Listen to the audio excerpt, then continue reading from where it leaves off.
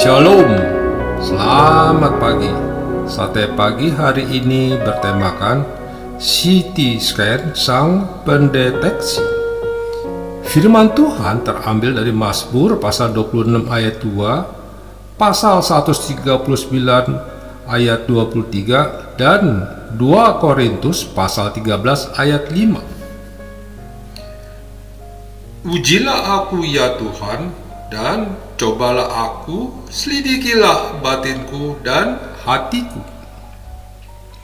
CT scan adalah suatu prosedur yang digunakan untuk mendapatkan gambaran dari berbagai sudut tubuh manusia. Bagian dalam CT scan merupakan alat bantu pemeriksaan bila hasil dari capai dengan pemeriksaan radiologi lainnya kurang memuaskan dan berfungsi untuk mendiagnosa kelainan-kelainan organ dalam tubuh manusia.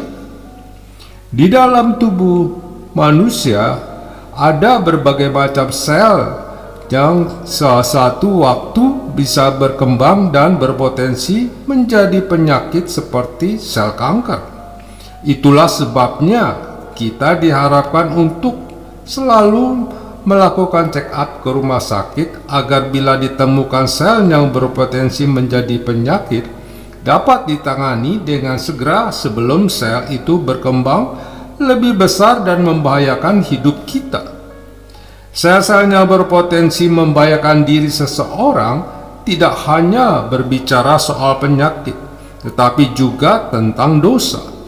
Di dalam diri setiap manusia ada sel-sel yang berpotensi mengakibatkan seseorang melakukan dosa. Mungkin untuk dosa yang sifatnya kelihatan bisa langsung dideteksi dan diketahui. Namun ada sel-sel dosa yang tidak bisa terdeteksi oleh sebab orang lain maupun diri sendiri. Kita tanpa sadar telah membiarkan sel-sel dosa itu bertumbuh dan berkembang, yang pada akhirnya membawa kita pada kematian. Itulah sebabnya kita harus selalu datang kepada Tuhan, bukan hanya untuk memohon belas kasihan dan pengampunan atas dosa-dosa kita, tapi juga memohon untuk Tuhan meningkatkan semua hal yang tersembunyi di dalam hidup kita, sehingga kita dapat mencegah hal itu berkembang lebih besar lagi. Daud, seorang yang dikasihi Tuhan, sangat menyadari akan hal ini.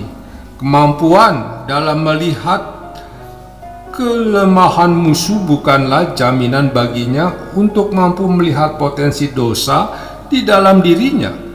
Itulah sebabnya ia memohon agar Tuhan menyelidiki hati dan pikirannya, dan ia tahu bahwa hanya Tuhan yang dapat membukakan semua hal yang tersembunyi di dalam dirinya. Ia mengoreksi dirinya hingga jauh ke dalam lubuk hatinya, tetapi ia tahu bahwa ada hal-hal tertentu yang hanya bisa disingkapkan oleh Tuhan. Mungkin kita pernah memaki orang di dalam hati kita. Mungkin kita pernah tergoda untuk berbuat jahat pada orang lain. Di sisi lain, mungkin kita pernah merasa sakit hati karena perlakuan orang lain. Namun kemudian kita mengabaikan akan hal itu. Sebenarnya tanpa kita sadari, itu hanya tersimpan rapi di dalam diri kita.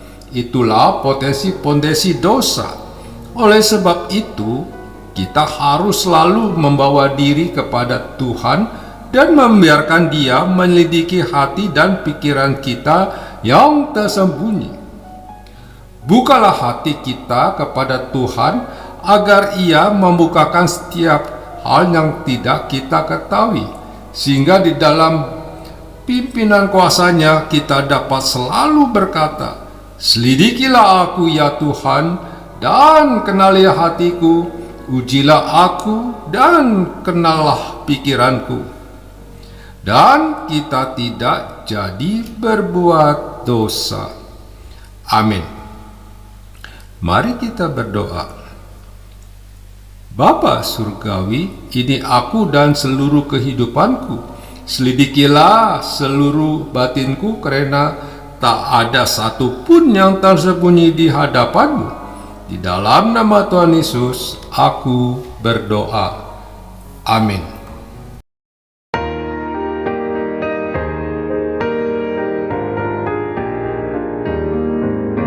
Kita tak tahu bila jamnya, petang, malam, atau pagi. Bila Yesus datang ke dunia, mari sediakanlah hati. Disuruhnya kita berjaga, lampu pun jangan terpadam, supaya bila datang Yesus, kita masuk negeri salam. Jaga sedia, sedia, sedia. Jaga sedia, sedia, sedia.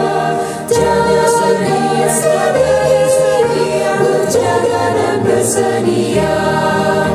Oh, ingatlah segala kasih-Nya dan sengsara yang diderita.